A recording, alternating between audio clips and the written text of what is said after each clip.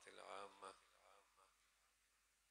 پیارے رسول صلی اللہ علیہ وسلم کا ارشاد ہے، جب خطا اور گناہ چپکے سے ہو اور خلوت میں ہو اور تنہائی میں ہو تو اس کا ریئیکشن اور اس کے اثرات صرف گناہگار تک محدود رہتے ہیں۔ لیکن جب کوئی گناہ ایسا ہو ظہرت کھلے عام ہو اور پھر لوگ اسے نہ روکیں تو پھر اس کا نقصان بھی عمومی ہوتا ہے۔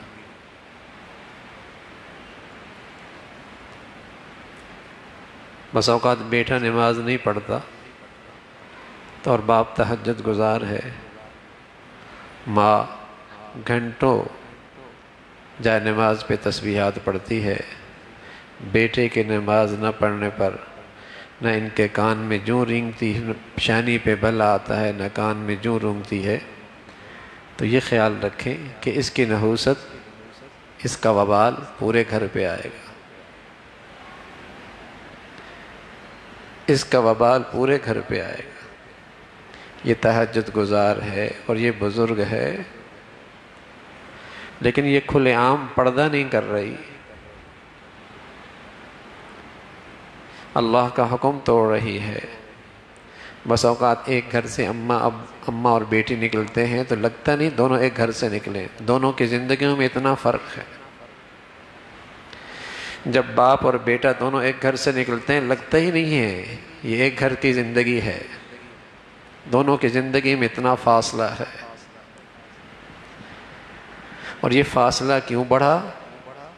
ایک تو ٹھیک ہے جہاں نظام تعلیم کا اثر ہے، دوسرا گھروں کے اندر آج اور روک ٹوک بھی ختم ہو گئی،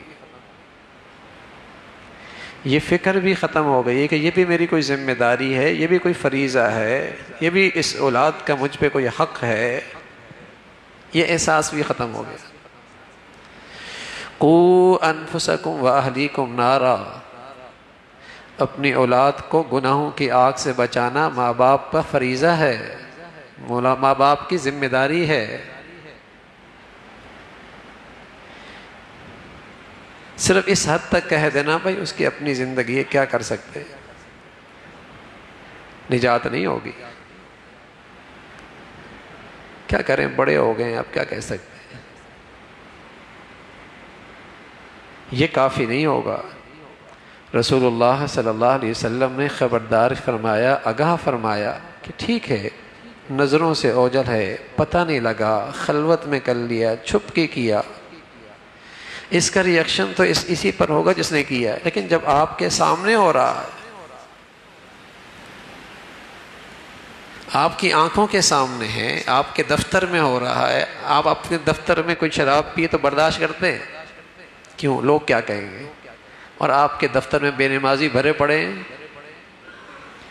تو بے نمازی ہونا یہ تو شراب سے بڑا گناہ ہے، لیکن شرابی کو تو کہ معاشرہ برا سمجھتا ہے اس لیے آپ کو بڑا ناگوار گزرتا ہے، نہیں برداشت کریں گے۔ بے نمازی بھرے پڑے ہیں، نہ پیشانی پہ بل آتا ہے، نہ کان پہ جوں رینگتی ہے، نحوست آئے گی، وبال آئے گا، اس کا ریئیکشن آئے گا۔ اللہ نہ کرے بیٹی سگریٹ پیتی ہو، بتائیے کتنا برا لگے گا، لیکن یہ بیٹی پردہ نہ کرے، یہ بیٹی نماز نہ پڑھے، کیا نماز کا چھوڑنا سگریٹ سے چھوٹا گناہ ہے؟ لیکن چونکہ سگریٹ پینا معاشرے میں برا ہے اس لیے بڑی بے چینی ہوتی اور ہونی بھی چاہیے، بڑی پریشانی ہوتی اور ہونی بھی چاہیے، ماں باپ ریئیکشن دکھاتے ہیں اور دکھانا بھی چاہیے، لیکن نماز کا چھوڑنا تو اس سے بڑا گناہ ہے، بے پردگی تو اس سے بڑا گناہ ہے، مخلوط محفلوں میں جانا تو اس سے بڑا گناہ ہے، مردوں سے دوستیاں یاریاں یہ تو اس سے بڑا گناہ ہے، لیکن چونکہ معاشرے نے ان گناہوں کو ہضم کر لیا نا، یہ قابل قبول ہو گئے سوسائٹی میں، معاشرے میں یہ قابل قبول ہو گئے، اس لیے پریشانی نہیں ہوتی۔ لیکن اللہ کے نبی صلی اللہ علیہ وسلم نے فرمایا جب وبال آئے گا نا، پھر یہ نہ کہنا کہ یہ پتہ نہیں کہاں سے آ گیا، ہم تو بڑے نیک تھے، ہم تو بڑے شریف ہیں، ہم تو بڑے اچھے ہیں، پھر یہ نہ کہنا کہ وبال کیوں آیا ہے.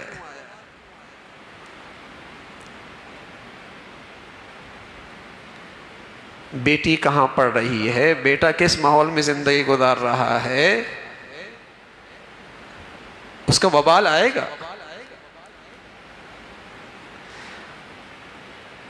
سب نمازی ہیں لیکن تعلیم کہاں ہو رہی ہے، اٹھنا بیٹھنا کیسا ہے، کیا وہ کھلے گناہ نہیں ہے، کیا اللہ کی نافرمانی نہیں ہے، تو وبال نہیں آئے گا. آئے گا، دیر سویر ہوگی، وبال ضرور آئے گا. اس لیے کہ اللہ کے نبی نے فرمایا وبال آئے گا، کھلے گناہ ہیں. پھر اللہ کے نبی فرمانے لگے کہ جب آدمی جہاں وہ گناہ سے روک سکتا ہے نہیں روکتا، اچھائی کی طرف بلا سکتا ہے نہیں بلاتا، اور یہ اللہ کا لحاظ نہیں کرتا نا، اللہ کا لحاظ نہیں کرتا، تو اللہ بھی پھر اس کا لحاظ لوگوں کے دلوں سے نکال دیتے. یہ تو شکایت ہوتی ہے بیوی سنتی نہیں ہے، لیکن یہ کبھی نہیں سوچتا کہ میں نے اللہ کی آج تک کتنی سنی ہے. یہ تو ہے، یہ مانتی نہیں ہے، لیکن یہ کبھی سوچ میں نہیں آیا کہ میں نے کتنی مانی اللہ کی. اس کا ریئیکشن یہاں آئے گا. یہ تو ہے اولاد بڑی نافرمان ہو گئی، لیکن کبھی میں نے یہ سوچا میں نے اللہ کی کتنی نافرمانی کی، اس کی پرورش میں، اس کی تربیت میں، اس کی تعلیم کے، اس کی تربیت کے فیصلوں میں نے اللہ کی کتنی نافرمانی کی ہے. تو اس کا ریئیکشن تو یہ آنا ہے نا. تو فرمایا جہاں ایسا ہوتا ہے کہ گناہ کا روک سکتا ہے نہیں روکتا، نیکی کی طرف بلا سکتا ہے نہیں بلاتا، اس دنیا میں سزا یہ نکلتی ہے کہ پھر اس کے ماتحت اس کی ماننا چھوڑ دیتے. اس لیے کہ یہ اپنے مولا کی جب نہیں مانتا تو اس کے ماتحت اس کے ماننا چھوڑ دیتے ہیں. جیسا گناہ ویسی سزا. جس نوع کا گناہ ہوتا ہے بس اوقات سزا بھی اسی نوع کی آتی ہے، سزا آتی ہے. اب کوئی اسے سزا سمجھے نہ سمجھے کہ یہ تو وبال اس گناہ کا ہے، یہ تو ریئیکشن اس گناہ کا ہے. اور صدیوں سال پہلے اللہ کے نبی صلی اللہ علیہ وسلم نے بتا دیا. فرمایا اللہ کے نبی صلی اللہ علیہ وسلم فرمانے لگے کہ جب کوئی قوم اس میں کسی جماعت میں، کسی گھر میں، کسی گروہ میں اللہ کی نافرمانی ہو، اور وہ جماعت اس کو اللہ نے عزت دی ہے، مقام دیا ہے، اس کی کثرت ہے، اور وہ اس گناہ کو روک بھی سکتی ہے، لم یغیروا، لیکن پھر بھی نہیں روکتی. اور کیوں نہیں روکا جاتا اس اوقات؟ کہیں لوگ یہ نہ کہیں یہ بڑا تنگ نظر ہے، اس لیے نہیں روتے. لوگ کہیں کہ انتہا پسند ہے، اس لیے نہیں. لوگ کہیں گے یار یہ بہت بڑا دیندار ہو گیا. روک سکتا ہے گناہ کو، نہیں روکتا. اللہ کے نبی صلی اللہ علیہ وسلم نے فرمایا امہم اللہ بعقاب، پھر آنے والا وبال عمومی ہوگا، سب پر آئے گا. گناہ روک سکتا تھا نہیں روک رہا، اس کی سزا پھر عمومی ہوگی. اس لیے کہ وہ سب کا گناہ ہو گیا، صرف کرنے والے کا نہیں. کرنے والے نے تو گناہ کر کے گناہ کیا، اور انہوں نے نہ روک کر گناہ کیا. کرنے والے نے تو کر کے گناہ کیا، اور اس نے نہ روک کے گناہ کیا.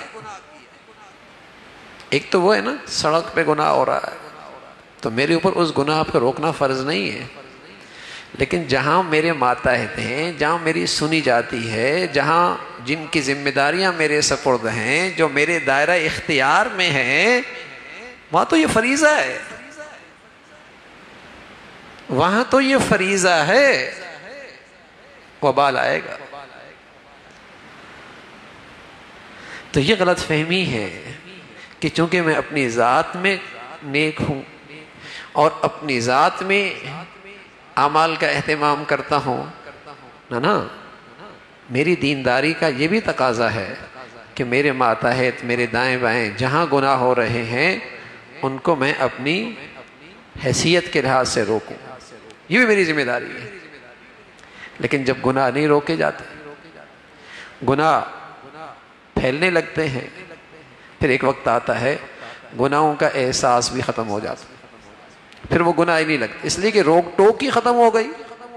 بابا بھی دیکھ رہا, دادا بھی دیکھ رہا, نانا بھی دیکھ رہا, ابا بھی دیکھ رہا, بڑے بھی دیکھ رہے, کوئی نہیں روکتا.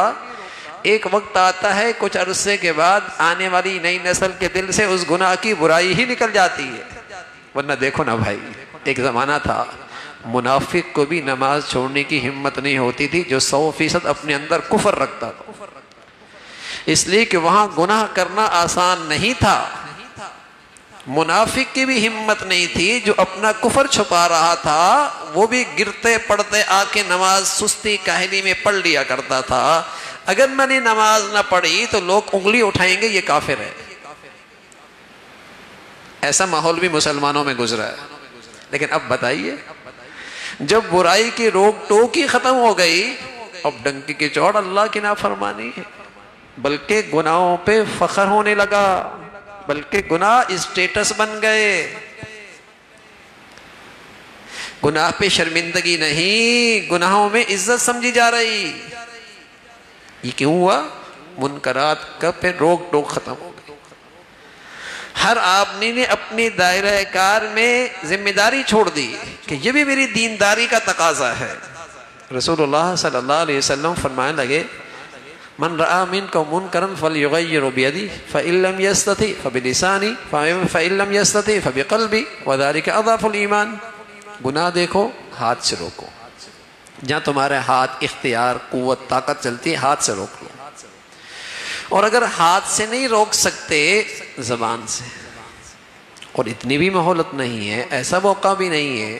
بتائیے نا, آگ لگ رہی ہو تو کیا کرتا ہے آدمی؟ سب سے پہلے آگ بجھا دیتا ہے. لیکن جب آگ بڑی ہو اور اس کی طاقت سے باہر ہو پھر کیا کرتا ہے؟ آواز لگاتا, آؤ لوگوں آگ لگی ہے, مل کے بجھاتے ہیں.